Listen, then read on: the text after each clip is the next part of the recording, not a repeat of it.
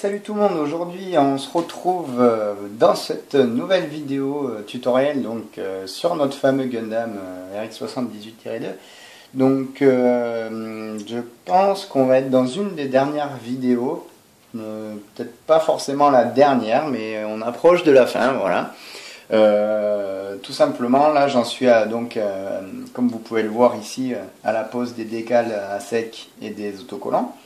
Donc on arrive vraiment à la fin de la réalisation du kit. Donc déjà pour vous donner un petit aperçu, voilà à quoi ressemble donc le RX78. Vous voyez qu'il est fini. Il ne reste plus qu'à à déposer les autocollants, les décals à sec et à le vernir. D'un autre côté, j'ai commencé à réaliser les armes, le bouclier et les accessoires qu'il faudra donc apprêter, peindre et mettre les décals aussi, les stickers dessus et les vernir. Et le kit sera enfin terminé. Donc voilà. Mais sinon, pour résumer, pardon, la situation, le Gundam lui est prêt. Il me reste juste à faire ses accessoires.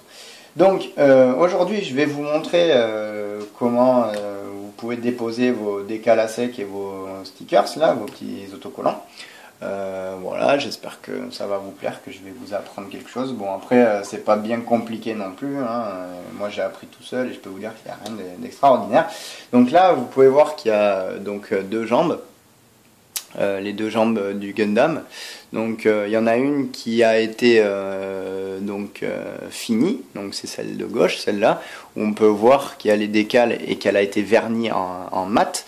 Et celle-ci qui est juste peint en brillant et qui n'a aucun décal et qui n'est pas verni. Donc du coup, on va faire une petite comparaison rapide. Donc vous voyez que celle-là, elle est vraiment toute simple, hein, voilà, il n'y a rien d'extraordinaire. Il y a le panel lining, là, on le voit très bien, et elle est brillante un peu. Voilà. Et sur celle-ci, donc, voilà, je vais essayer d'approcher un peu, que ça rentre dans l'objectif. Je filme avec un nouveau téléphone, donc je pense que ça se ressentira. Il y a un angle déjà un peu plus large, ça me plaît bien. Bref, on n'est pas là pour parler de ça, mais sinon, vous voyez que donc il y a quelques petites modifications qu'il n'y a pas sur l'autre. On peut voir quelques petits stickers là et par ici, sur le pied également, et voilà. Donc là, ça c'est un décal à sec. Pardon, je suis un peu trop haut. Ça c'est un décal à sec. Et le reste, ce sont des petits stickers. Donc là, on voit que ça a été... je sais pas si on le voit vraiment bien, mais cette jambe-là a été vernie avec du vernis mat pour avoir la finition. Donc là, ça, on peut dire que c'est le résultat final. Voilà. Donc sans plus attendre, je vais vous montrer comment on procède. Donc vous voyez ici dans le fond qu'il y a le manuel et dessus donc il y a des petits numéros ou des lettres en fonction de ce que vous avez utilisé qui vont correspondre aux deux planches qui sont là. De toute façon vous avez les deux planches ici en rappel. Voilà, donc ça pour rappel ce sont les décals à sec et ça ce sont les stickers. Donc pour ma jambe gauche, puisque c'est la jambe gauche, je vais me reporter donc à cette page là, elle est ici, donc peut-être que vous la voyez pas bien, mais donc ici à ce niveau là, au niveau du genou, je vais devoir déposer donc le décal à sec qui se trouve ici. Donc pour commencer, on prend sa planche de décal, le décal à sec, voilà, le mieux c'est de la laisser sur son petit papier comme ça. Ensuite donc je prends mon outil, c'est le H, et donc le H c'est celui-ci. Donc le mieux c'est pas de couper un ras vraiment du décal, le mieux c'est de laisser une petite marge, vous allez comprendre pourquoi. Parce que il va falloir venir le fixer avec du masking tape sur la pièce. Et si vous ne laissez pas une petite marge de plus, vous risquez de galérer à le déposer sur la pièce désirée. Alors, attendez, c'est pas bien coupé. Voilà. Allez, voilà. Donc ça, je l'écarte. Ça aussi. Donc, vous voyez, là, le petit décal à sec. Donc, logiquement, il vient se placer ici. Donc, sur le genou. Donc là, l'idéal, c'est vous le posez juste, pour commencer, vous prenez du masking tape, vous prenez un petit bout, et on va venir donc le fixer, ça sera plus pratique. Alors, voilà. Et alors, vous le positionnez, essayez de faire le mieux possible, comme sur comme sur le mode d'emploi. C'est bien aligné.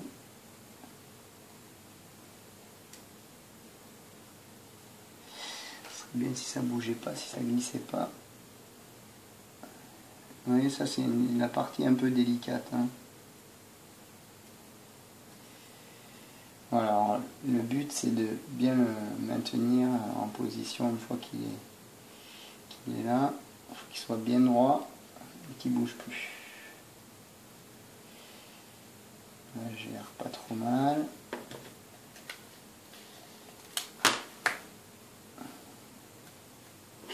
Vous comprenez pourquoi il faut laisser maintenant un peu de marge au décal pour qu'il puisse venir bien se fixer, bien se coller sur la paroi. Et donc là, le but, vous prenez un stylo, peu importe, n'importe quoi, il va falloir faire un mouvement de friction, donc frotter sur le plastique. C'est ça qui va venir coller donc le fameux décal sur la paroi. Alors, est-ce que vous allez voir là, peut-être pas très bien, mais bon voilà, là je viens frotter, je viens bien appuyer de façon à ce que ça colle bien à la paroi. C'est assez délicat, hein, il faut bien s'appliquer. Pas avoir peur d'appuyer aussi, de repasser plusieurs fois au même endroit. Et en fait, voilà ce qui se passe, c'est que le phénomène de friction va venir déposer le décal donc sur la pièce. Voilà, donc ça va. C'est tout simple, c'est une réaction en fait hein, de conduction de chaleur. Et voilà, je peux pas vous en dire plus, mais bon, moi je sais que j'avais ça quand j'étais petit en fait, tout simplement. Et ça me permettait de faire des petits dessins rapides comme ça. Je sais pas si vous avez connu ça, mais moi j'ai connu ça quand j'étais plus jeune. Donc là je dois pas être trop mal, je vais retirer... Ah mais j'ai pas pris ma pince à épiler, je viens de me rendre compte, il va falloir que je l'attrape après. Tac, donc je le retire délicatement parce que là voilà, je l'ai retiré délicatement, je le maintiens toujours, on ne sait jamais si des fois que le masking tape aurait un peu masqué une partie du marquage et je viens refrotter un dernier petit coup pour être sûr que ça va être bien collé. Donc là ce que vous faites c'est qu'une fois que vous avez bien frotté tout ça, vous soulevez doucement la partie en plastique, le support, pour vérifier que tout a bien été collé. Là je viens de voir qu'il y avait une petite partie vous voyez qui n'était pas bien collée, donc je vais repasser un petit coup de friction dessus. C'est histoire de ne pas arracher une partie du décal quoi. Après c'est assez fragile et pour rattraper ça c'est vraiment pas facile. On fait ça délicatement, voilà. Et une fois que vous êtes sûr que ça a bien collé, vous pouvez retirer la partie en plus. Et là j'ai tellement bien frotté et fait mon phénomène de friction que j'ai même les références qui sont collées. Bon, ça c'est pas un problème puisqu'en grattant ça s'enlève facilement. Voilà. Tac. Donc voilà le résultat. Voilà. Légèrement. Ouais, voilà. Là on voit que c'est venu donc se fixer. Vous voyez qu'en bas là il y a les références. Donc ça pour l'enlever c'est tout simple. Vous grattez légèrement, mais il faut vraiment y aller tout doux hein, parce qu'il ne faut pas abîmer la peinture. Parce que n'oubliez pas que vous avez votre peinture, elle n'a pas été vernie. Donc moi ce que je vous conseille c'est de gratter avec le dos de la lame comme je fais là. Donc ça, comme ça n'abîmera pas la peinture. Parce que là si vous grattez trop fort et que vous agressez un peu trop la pièce, il ne faut pas oublier que votre peinture elle n'a pas été vernie. Donc du coup vous allez enlever de la peinture. Après libre à vous de ne pas faire comme moi et de passer déjà une petite couche de vernis si vous voulez protéger votre peinture. Moi par souci d'économie de mes ressources, je préfère faire doucement comme ça. Petit peu par petit peu, et l'enlever et ne pas gaspiller de vernis, puisque le vernis ça coûte quand même assez cher, c'est pas donné, et que je peux obtenir le même résultat en faisant délicatement ce que je fais.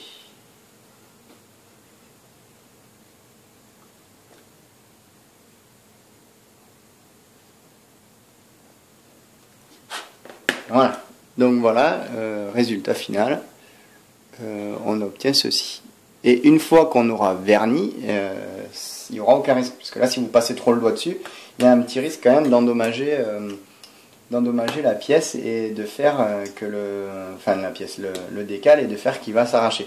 Ce qui serait assez embêtant puisqu'après ce n'est pas rattrapable. Donc le mieux c'est de vernir juste après. Donc moi pour l'instant je vais continuer, on va quand même mettre tous les petits autocollants et on vernira après. Voilà, donc je vais faire une petite ellipse parce qu'il me faut ma pince à épiler, on se retrouve de suite. Donc voilà, j'ai attrapé ma petite pince, on va pouvoir attaquer la suite. Donc la suite, c'est ces tout petits autocollants, très réalistes, mais qui sont vraiment tout petits, c'est assez délicat à poser. Donc toujours même système, vous avez des lettres pour les décals à sec, vous avez des numéros pour les petits autocollants. Donc là, je regarde sur mon manuel, et en fonction de l'emplacement du numéro, je vais aller chercher donc le petit autocollant qui correspond et aller le placer à l'endroit qui m'est indiqué donc sur le plan. Donc là j'ai le numéro 7 qui est en haut de la jambe, donc je vais aller chercher un numéro 7. Donc là c'est assez délicat, c'est assez minutieux, donc il faut vraiment être patient et prendre son temps, il ne faut pas avoir peur d'y aller tranquillou et de ne pas se presser. C'est assez long, c'est une étape qui est assez longue, mais c'est ce qui permettra de bien... Donc là vous voyez, il y a un tout petit autocollant fixé au bout de la pince. Et là je vais venir le fixer donc en haut. Donc faut y aller tranquillou, faut pas se presser.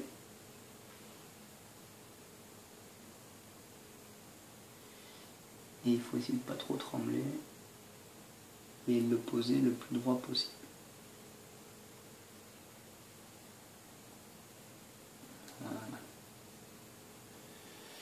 Voilà. Ensuite, moi ce que je vous conseille de faire, c'est de bien le frotter pour qu'il colle bien à la paroi.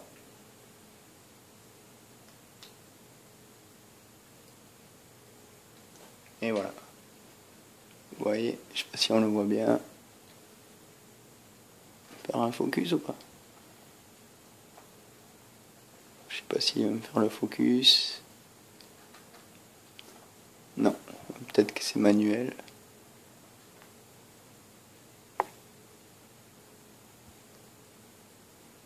Enfin, vous le voyez, il est là. Voilà.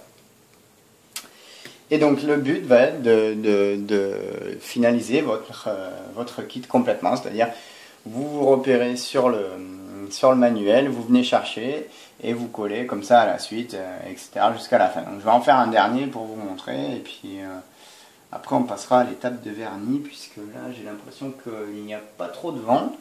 Donc, je pourrais peut-être vous montrer le vernis. Comment on vernit? Bon, après, c'est...